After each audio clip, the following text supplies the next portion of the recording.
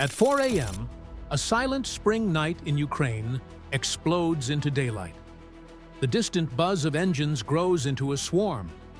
Dozens, then scores of explosive drones streak toward Ukraine's power stations and transformers. Within minutes, massive fireballs light up the sky over 3 regions. Entire city blocks go dark. Hospitals switch to backup generators. Millions wake up to the thumps of distant blasts and the eerie hum of emergency sirens. This was not a random raid. It was a calculated strike to plunge a nation into darkness. But what happened next would flip the script in a way no one expected. A counterattack was already in motion, one that would black out the aggressors in turn and leave military strategists worldwide speechless. What was this unprecedented drone onslaught? And how did Ukraine manage to retaliate with a blackout of its own? Buckle up, because today we're uncovering the hour-by-hour drama of the 4 a.m. drone storm and the jaw-dropping revenge that followed.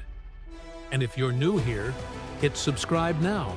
You'll want to stay for every twist in this story.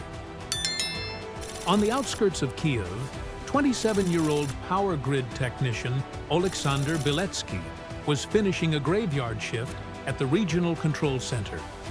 For weeks, intelligence reports had warned that Russia might launch another massive attack on civilian infrastructure. Still, nothing could prepare Oleksandr for what lit up his console just before 4 a.m. Red warning lights, circuits overloading. Then the phone call every Ukrainian engineer dreads: missiles incoming, drones inbound, take cover. Moments later, Ukraine's air raid sirens wailed to life across the country.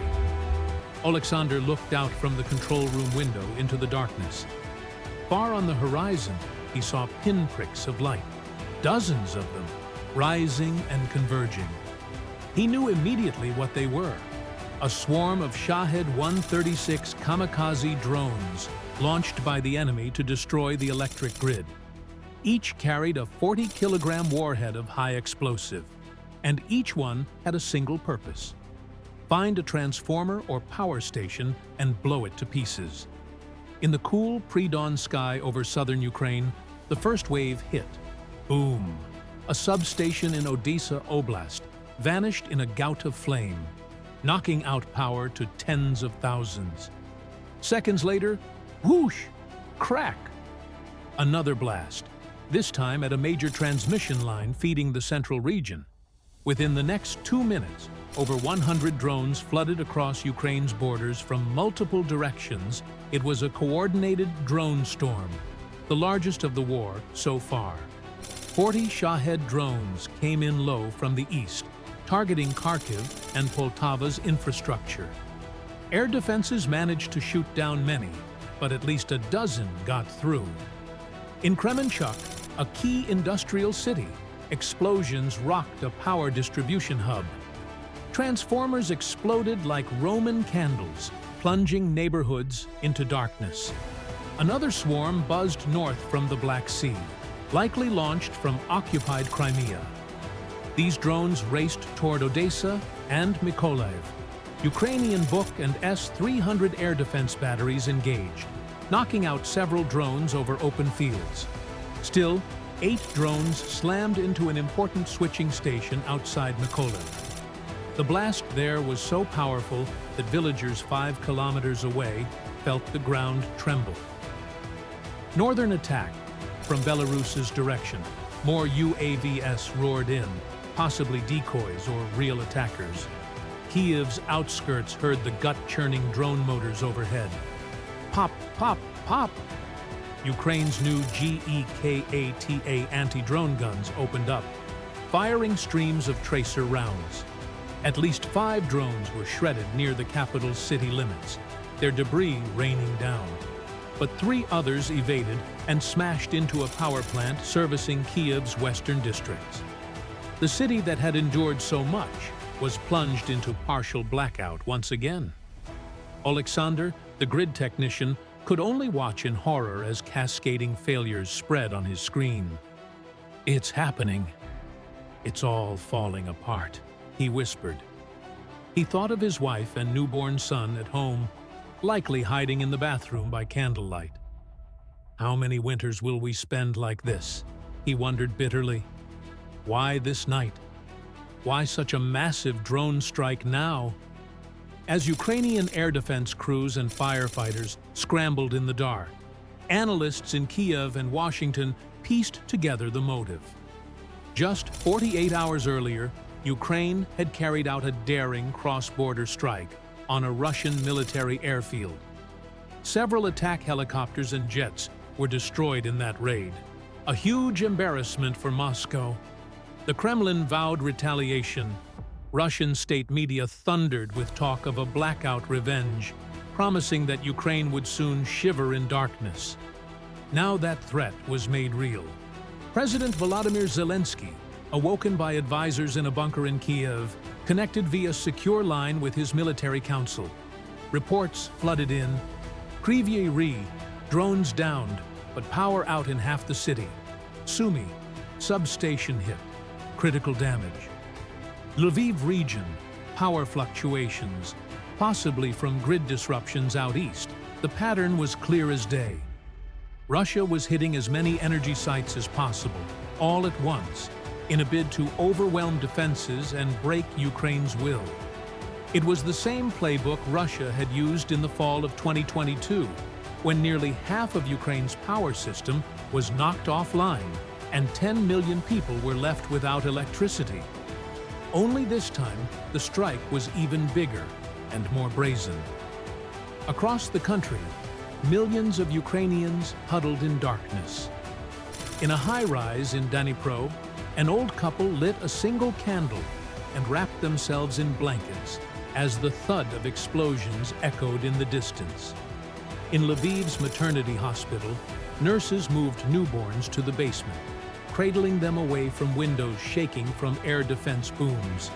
A nation that had endured over a year of bombardment was once again under siege in the most primitive way, attacking the electricity that gives life to modern society. But Ukraine did not break. Not in 2022, not now. Instead, something steeled in the hearts of its people that night.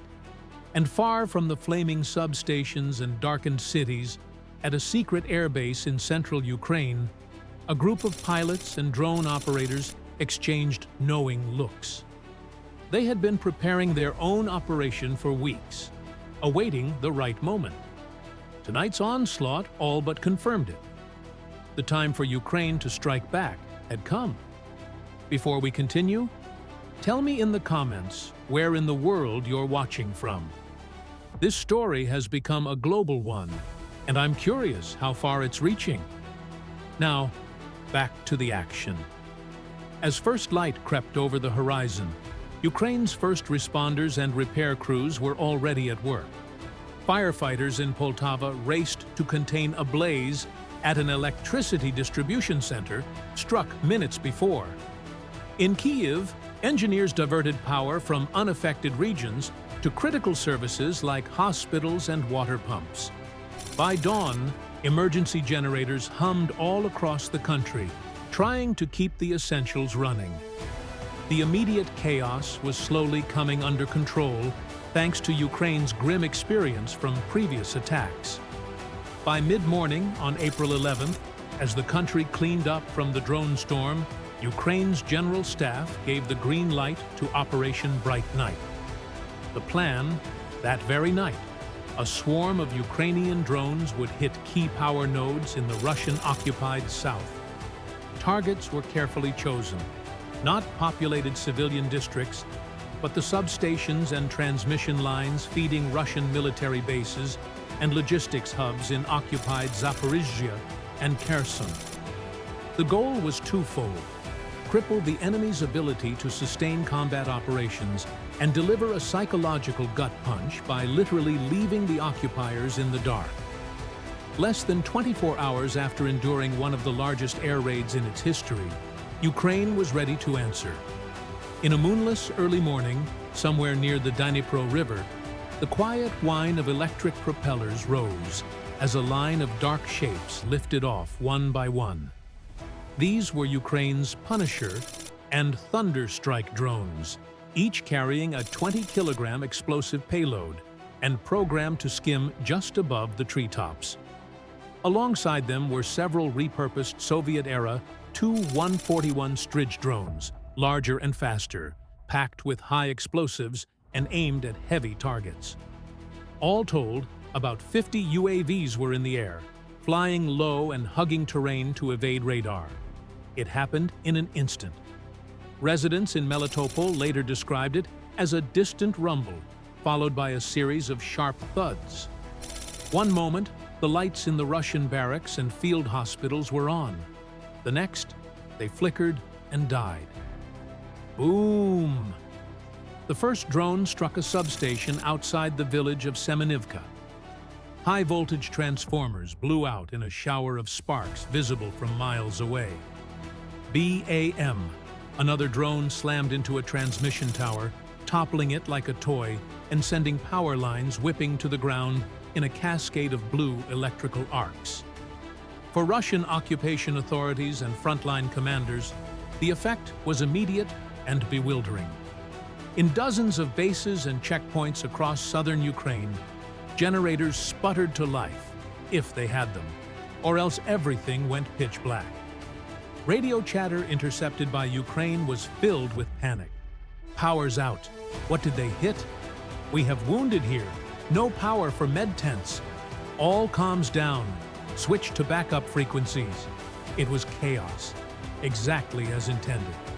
Hundreds of thousands of residents in Russian-held zones experienced the same shock and uncertainty Ukrainians knew so well.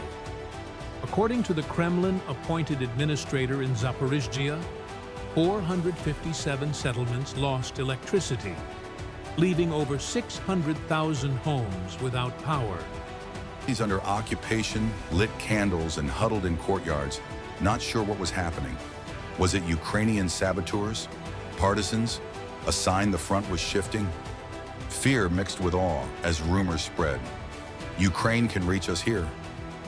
Nowhere is safe in Washington. NATO officials were tight-lipped, but clearly astonished at the effectiveness of Ukraine's drone strike.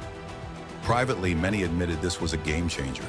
A U.S. defense analyst on CNN described it as Ukraine's unprecedented demonstration of asymmetric might, a true David hits Goliath's power switch moment. Even countries that had been urging Ukrainian restraint had to acknowledge the sheer audacity and precision of the operation. It sent a message that aggression would no longer go unanswered in kind. In Moscow, the Kremlin's propaganda machine scrambled. Initially, they denied anything happened. Then, faced with overwhelming evidence, they shifted the story. State TV claimed it was Ukrainian terrorism, insisting that knocking out power in their own regions only hurt civilians. But that rang hollow, even to many Russians, given the Kremlin's own relentless attacks on Ukrainian civilian power grids for months. One Russian blogger, known for frontline reports, posted, "We turned off Ukraine's lights first. Now ours are off. How did we let this happen?" That post was quickly deleted by censors, but not before it spread across Telegram channels. The seed of doubt and fear was planted. European leaders, meanwhile, expressed concern at any escalation, but pointed out the obvious. If Russia could target civilian infrastructure, Ukraine's limited strikes on military-linked infrastructure in occupied territory were militarily and morally justified. As one EU official put it, one side is using drones to terrorize civilians by plunging them into cold and darkness. The other side appears to be using drones to disrupt an illegal occupation. These are not equivalent actions. Publicly, Western governments reiterated their support for Ukraine's right to defend itself. It was a powerful, somber reminder. The war had come full circle. The aggressors' tools had been turned back on them. And for at least one night, those who sought to inflict fear and suffering were feeling a taste of their own medicine. Yet even in victory, Ukrainians did not revel in suffering. President Zelensky, in his nightly address on April 12th, struck a note of grim resolve. "We do not take joy in anyone's lights going out," he said in a voice both firm and empathetic. "We only seek to defend our people, to prevent attacks on our homes." If the aggressor stops attacking our cities at 4 a.m., we will not have to strike back.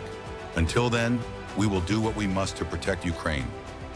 His words underscored the fundamental difference in this tit-for-tat. Ukraine's aim was to stop the terror, not to become the very thing it fought against. Dawn after darkness.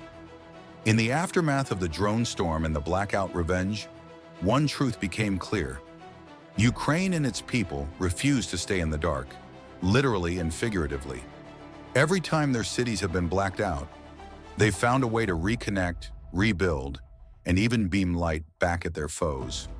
The world witnessed a small nation not only endure the unendurable, but master new methods to fight back on its own terms. This 4 a.m. saga also rang alarm bells globally. If a superpower's massive drone attack can be answered by a nation under siege with its own drone counterstrike, the calculus of war has changed. Energy security is now security. Drones have proven they can reshape battlefields and also state borders in effect. And as these flying robots darkened cities and then relit others in explosions, they illuminated something else: the incredible ingenuity and will of people defending their homeland. For Ukrainians, the night of April 11th to 12th, 2025 will be remembered with pain, pride, and perhaps a bit of grim humor. We don't want this kind of power exchange, a Kyiv electrician quipped, referring to the swapping of blackouts between Ukraine and the occupiers. But it seems it's the only language Moscow understands. The world was shocked not just by the escalation, but by the resilience behind it. Ukraine sent a message in those 90 seconds of counterattack. We will not remain passive in the face of terror. If you plunge us into darkness, we have the means to strike back and light up your night as well. A harsh message born of harsh times. If you found this deep dive story informative and inspiring, please like this video and subscribe to our channel. We're committed to bringing you the real stories and analysis behind the headlines. Share your thoughts. Do you think Ukraine's response was justified? And how might it change the future of warfare? Let us know in the comments. And as always, thank you for watching and supporting our channel.